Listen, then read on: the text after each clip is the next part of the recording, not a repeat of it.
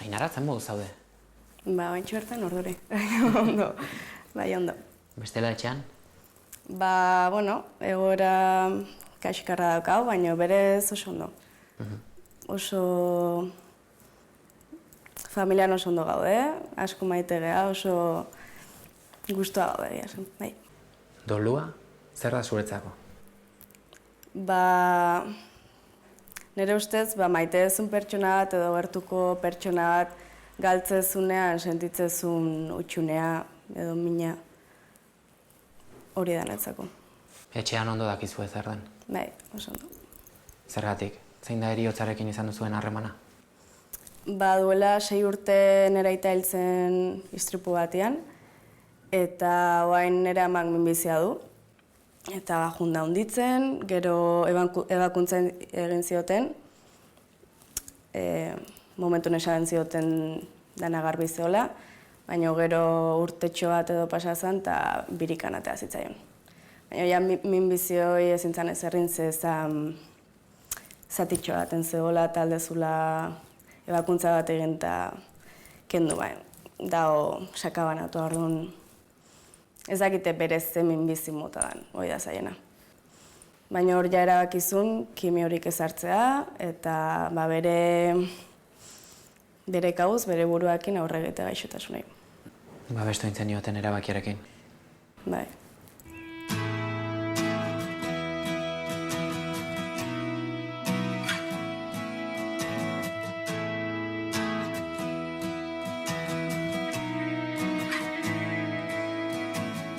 Bizi izan ditut bi dolu mota edo bi heriotza mota bat batekoa eta prozesu bat dana edo.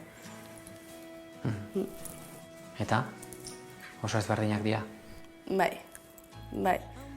Azkenean biak dira heriotzak, biak dira gogorrak, baina ezberdinak dira, oso ezberdinak. Bat batekoan egun batetik bestea dan aldatzen zaizu, bizitza guztia zeharo aldatzen zaizu. Eta bestea, zeo ze aurre ikusi dezakezu, baina ala eta guztiz ere heriotza hor da.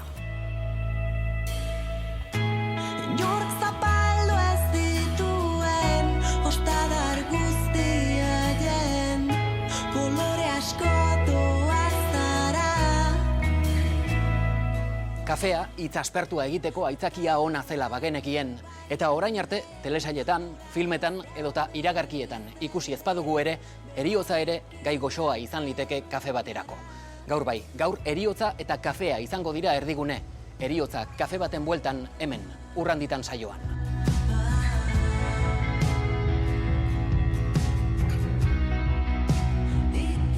Gizartean dauden tabuak hautsi eta heriotza hitz egiteko Zarautzen 4 lagun elkartu dira gaur Death Cafe edo heriotzaren kafe batean. Guztiek dute edo izan dute heriotzarekin lehenengo pertsonan hartu emana.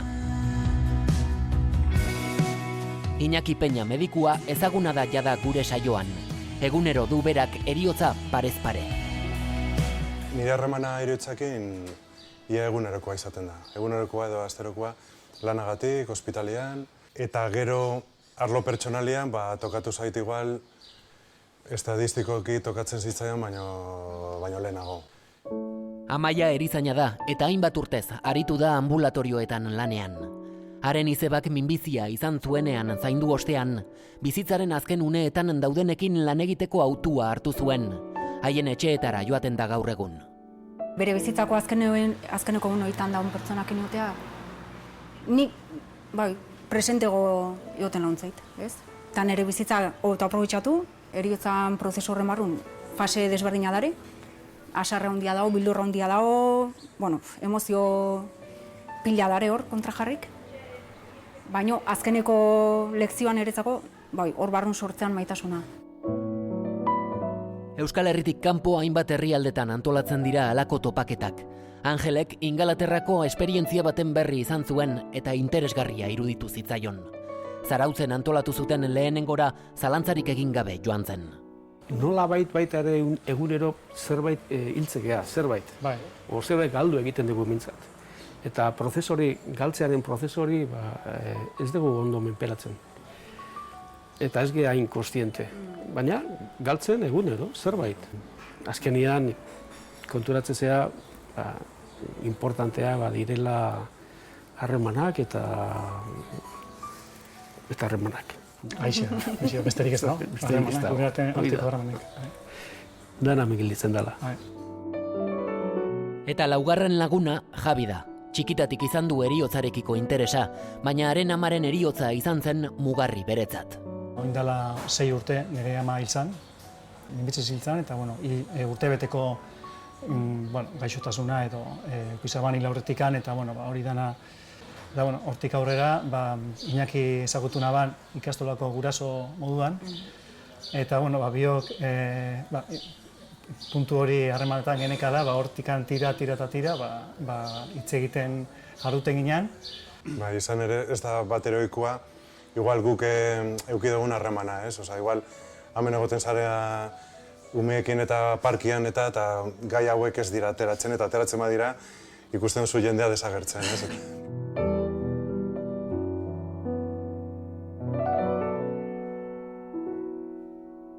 Amaren gaixotasunaren berri izatean, pentsatu zenuen, aitarenaren ostean presnago, edo... Zentzu batean esatezu, nola horre hona izula hortan, ja bera hoezi nahi zer hori, baino... Hala ere, ja aitakin babesa galdu banon, ja amagaltze banon babes guztia galtzet. Eta horrek beldurra hondia emateit. Baina, bizitzak emateizkizun gauza dira. Eta horrekin jakin barrezu zein, eta aurrea egiten. Dolu egoeratan zer uste duzu dela zailena? Nehintzait, onartzea, onartu ezakitan izan, baina onartzea olako gauza gertatzea bizitzan, ez? Ezakit, aitana eta oin amana nik esate joder, bain ze gehiago, ez, nik uste toi. Ezakit. Onartzea da, zailena. Zenbat denbora darama amak jakinda badi joala? 3 urte hola, bai. Oain ja badaki oso seguro. Eta, 3 urte horietan, ama disfrutatzen ikusi duzunean, horiek izan dira egunik onenak? Bai. Zerekin disfrutatu du? Edo zerrekin. Eske pasada da, edo zerrekin. Ja esnatzea eta ja irribarre batekin dago. Baina, ja lagunak etorri bisitatzea eta ja pozpozik beti. Ez badago ez erriten ere disfrutatzen nahi da. Ama oso indartsua duzula diozu. Irakasgairik atera duzu? Erakutsi dira bizitzen. Azkenen danak dakau bizitza bat eman digute, baina berez bizitzen ikustet ezakigula. Eta ikusitan ere ama egun bat ondo dagoela teatzeala eta bizitzeula dana, Eta horrek nahi ere asko ikasi etortatik ere. Eta horrez gain ere, berak urte guzti hauetan eman duen maitasuna eta laguntza eta oain jasotzen nahi da hori ere ikustea. Ez dakit alderak eta egiten duzun, aitarekin esan duen denborarik izan, aurre esateko. Bai. Amarekin berriz, bai. Bai, hori asko eskertzet ere. Bai. Bai. Eskertu egiten da. Asko. Eta, despedida asko egiten dituzue?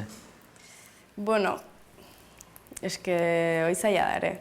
Ze, azken finean zentzu baten kontzientezea hilko dala, eta baino momentu iristean oso ezberdina izango dana. Eta aurre ikustea puntu bat arte aldezu, baino beldurra mateo ere, beldurra mateo. Azkenean batekoak ezian eman denboa ez da reakzionatzeko ez da ezer. Eta oaingoan bai, oaingoan zehose aurrik ikusi dezakegu, amak ere halko ditu gauzak utzi itxita. Hitz egiten duzu momentu horri buruz? Bai, ze azkenean pentsatu beharko zen guzinekin gehatu eta hori guztia. Eta gurtzea, ez? bueno, ez da, jun lasai, ez, jun berdanari. Hori da mesua. Iztipu baten baldin bada, ez dago aukera hori, ez gaztela, jun lasai, gu ondo gaude hemen, egin duzu zurea, eta agur, ez? Eta pixkat, azken putza botatzeko aukera hori eman. Bestelan kontrakoan, ez? Osa, bapateko eroitzetan, ez dagoenean denbora hori, orduan trabatzen dira doluak, ez? Eta hortik sortzen da... Edo bakarrik hiltzen da jendea. Noski. Hori nik uste dut dela gure gizarteko gauza, pendiente dakaun gauza handi bat. Hau da, bakarrik da bizidian eta bere azken urteak eta bakarrik egiten dabezen pertsonak eta bakarrik hiltzen diran pertsonak, ez? Hau da, inorri agurtzeko aukerarik eduki gabe. Hori bai izan behar dela oso gogorra.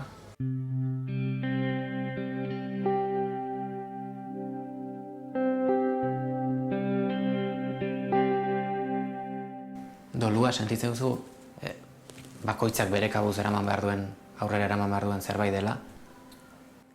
Hola da, baina ez dut uste hola izan beharko zunek. Ze azken finean da zeuze danak biziko deuna, danak hilko geha, gure ingurukoak hilko dira, hola da, minaiteo, baina hola da. Eta ez daka hau elkartasuno, ez geha babesten. Nei bentsatez ez nahi sentitu oso babestua gizartean. Heriotzari bizkarra manda bizi gara? Bai, zeharo. Lagunekin... Egunerokotasunean non zertan nabaritzen duzu ez diogula heriotzari begiratzen? Askotan hasta sentitzea beldurra pertsona horrengan agertu batzeko eta zemuz galdetzeko. Zuk sentitu duzu hori? Bai, asko. Zergatik uste duzu gizarteak tabu moduan duela heriotza? Nik uste beldurra dela. Beldurra diogula bakardadeai, heriotza, ez dakit. Etxean heriotza ingertu izan da, sentitu duzu gizarteak beste nonbaitera begiratzea nahiago izan duela? Ez zaizkizu ingurukoak asko gerturatu? Ez, momentu horretan behar duzu denetatik. Eta ez dakazu. Eta ezin dezu inor kulpatu, ze azken finean bakoitzak bere bizitza daka, bakoitzak bere arazoak ditu, baina hartu eman bada ez dena, elkartasunan nire ustez beharrezkoa da. Batzutan da, hain zuzen behar duzuna, norbait egotia zure onduan eta entzuten egotia, eta ze gaizki egiten dugun, ez? Azkenean bakarrik gelditzen dira, edo zarata asko sartzen dugu, inguruan despistatzen edo saiatzeko direla ariketa nahiko erridikuloak sarritan, ez? Baina, azkenean da, prestakuntza falta hori, azkenean. Ondoan egotea izan leke, isilik edo. Hori da. Bai, eta azkenean pertsona hori izatea erdigunea, ez? Momentu horretako erdigunea. Nahi baldin badu jakitea beste esperientzia batzuk edo konpartitzea, edo zuri galdetu eta zuri gertatu zitzen zuen bai, baina momentu horretan argi eta garbi bera da erdigunea, eta hor ez dugu konparatu behar, ez dugu bera da bakarra eta... Bere momentua da eta ondoan gaude, baina, zu sentitu zaite aske zure bildurra edo adierazteko edo ez dakit. Jenden gehiengoa ez da prepatuta. Momentu aiatzeanen, nola ez duen prestazio prozesu batin. Momentu aiatzeanen horratiatzaile bildur guztik. Eta presa guztik. Presa guztik, bai. Azkeneko presaka batzutan. Eta nola imaginatzen duzu etorkizuna? Ezakit. Enaiz jarri benetan ondo pentsatzen. Ez da nahi ez da.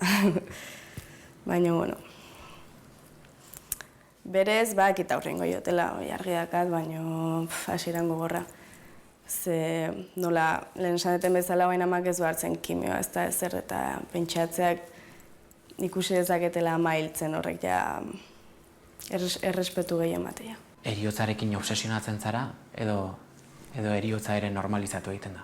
Nahiago nuke obsesionatu egon eta dana askoz gehiago bizi edo sentitu.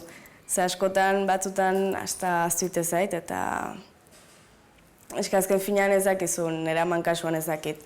Batzutan gaizki ikuste jozu, ustezu gutxi falta zaiola, gero kriston ondo dago, eta ez dakit. Baina batzutan azte zaizu ere. Ona izango da ere ahaztea, ez? Bestela, Bai, berarekin pasatako denboraz disfrutatzea zaila egingo da. bai. Ze azkenean behai ez da nik uste zaiola gustatuko sentimendu edanak bere gainean, dakigulako hilko dala. Ez, beste modu batekoa. Ez, danak disfrutatze dugu, baino ez helburu zehatz batekin. Eta egoerarik zailenak ere gainditzen dira. Bai, batzutan laguntza behar da, eta hori ez da, guztiz positiboa da. Batzu modu batera, beste batzu bestera, baina bai. Sorpresera manduzu zure buruarekin gainditzen ari zarela ikusita?